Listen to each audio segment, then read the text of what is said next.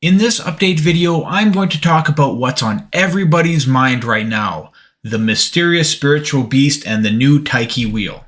After that, if you care to stick around, someone needs a serious intervention, and I'd love to hear what you've got to say about that in the comments. Let's dive in. The mysterious spirit beast was exciting for the first few hours until players realized, perhaps unsurprisingly, that Evony has put a hidden cap to how many scales players can earn through their hard work. Here we were thinking Evony was being semi-reasonable for a few hours. We should have known better. The cap reportedly is 43 per day. I haven't even reached that despite how many bosses I've been doing, so I'm close, but come on. Next up on the chopping block, we have the brand new Tychee Wheel. Sounds like a great thing, but what a load of crap. Despite how it looks a little bit nicer and it has some information from many accounts. The rates at which certain pieces can be earned has been drastically reduced, and players are enraged, and rightfully so. As I said earlier, someone needs an intervention. Dear Evony developers, you may not realize this, but the video game industry is quite large. Because it's so large, there's a lot of history connected to the game market. There's one recurring pattern in the gaming industry I'd like to bring to your attention. When gaming companies first start out, they are born of passion and fueled by designers motivated to create something amazing and enjoyable. You've been there before. You know what that's all about. As companies grow, they become saddled with investors and shareholders that are more interested with earnings than they are about quality. This works for a while. Video game companies can continue to grow, largely due to the reputation that they've earned. However, as time goes on and the companies grow, the quality tends to take a back seat to making money. Companies stop genuinely listening to players, which is ironic, since the players are by far the largest group of stakeholders. I've played Evony since the start. No, not the start of King's Return. Like more than a few people playing this game, I played the ancient browser-based forms of Evony back when it was a creation born from the passions of its creators.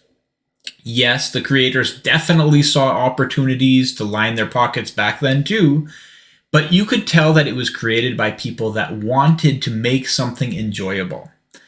I felt that too when I first started playing The King's Return on my phone many years ago. These days, despite my love for the game, I find it easier and easier to find what I don't like about this game. I'm one person, but I'm sure you'll see from the comments and likes on the video, as well as the recent comments across Facebook, Discord, and by other creators, that my opinion is very widely shared by your player base. Since the release of this game, you've taken step after step away from the passion and love that went into building this game. Step after step, you walk blindly towards the mountain of money that you can see in the distance, as if you're completely unaware of the angry mob following a few steps behind you. We love this game. We want to play it. But you are worsening our player experience with every update to the game. No one is telling you to give up earning money. We just want the balance to change. Your focus should be to improve the player experience and not new ways to trick players into buying packs. Evony has become synonymous with dishonesty. You are as dishonest in the release of new contents and packs as you are in advertising Evony as a puzzle game. This may come as a shock to you, Evony developers, but we aren't stupid. We know your tricks. They aren't that clever. We know how you are trying to trick players into buying packs because you make them impossible or nearly impossible to obtain as a low spender. Take the new Tychee Wheel for instance. Clearly, you removed the wheel just so you could make adjustments to it. Now players are using your newly designed wheel, and what are they finding? It's been tweaked to purposely make it ridiculously hard to obtain Plantagenet armor scrolls. So what? Someone behind the scenes said, "Hey, I know a great way to steal money from our players. Let's pretend to give them a means to obtain gear, but in reality, make it such a low probability that they end up spending more money to get it than they would have buying it outright." Evony developers, we aren't stupid.